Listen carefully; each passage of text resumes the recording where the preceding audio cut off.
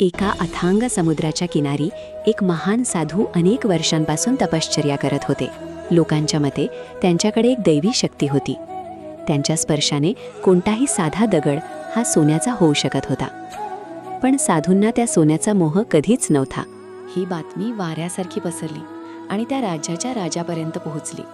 राजा अत्यंत लोभी होता.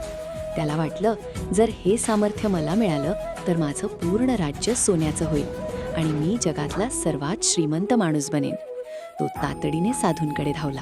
राजा साधूंच्या पाया पडला आणि म्हणाला, महाराज, मला तो चमत्कार बघायचाय. मला हे पूर्ण राज्य सोन्याचं करायचंय. कृपया मला मदत करा. साधू शांतपणे हसले आणि म्हणाले, राजन, सोन्यापेक्षाही मोठी एक गोष्ट आहे, ती म्हणजे वेळ.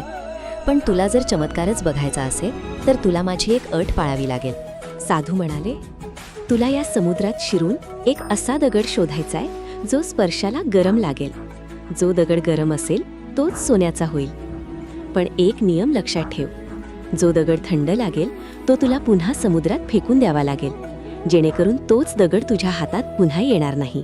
राजा तयार झाला. दुसऱ्या दिवशी सकाळी राजा उत्साहाने समुद्रात शिरला. त्याने पहिला दगड उचलला, तो थंड होता, त्याने तो फेकून दिला. दुसरा उचलला, तोही थंड होता, तोही फेकून दिला. राजाला वाटलं, हे तर खूप सोपं आहे.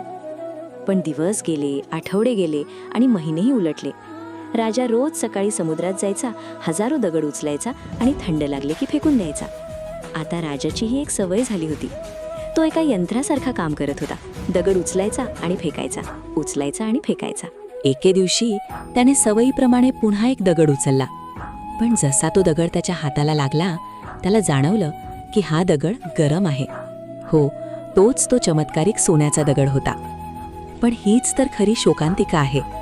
राजाला फेकण्याची इतकी सवय झाली होती की तो दगड गरम आहे हे त्याच्या मेंदूला कळण्यापूर्वीच त्याच्या हाताने तो मौल्यवान दगड सवयीने समुद्रात लांब फेकून दिला होता.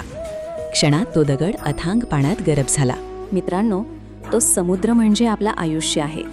ते थंड दगड म्हणजे आपल्या आयुष्यातील ते सामान्य दिवस आहेत जे आपण उद्या काहीतरी मोठं होईल या आशेने फेकून देत आहोत. आणि तो गरम दगड म्हणजे काय?